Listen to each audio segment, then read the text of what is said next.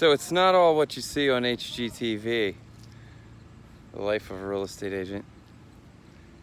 Sometimes you gotta get out your shovel and you gotta get out your tunneling bar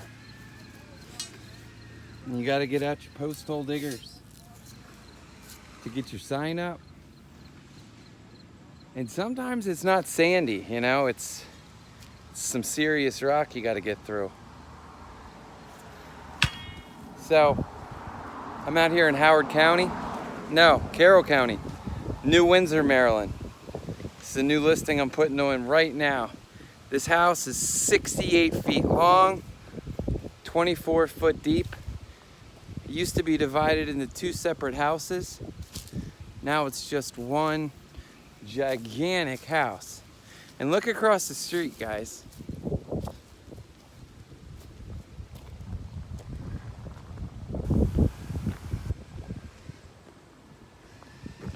Just beautiful farmland everywhere.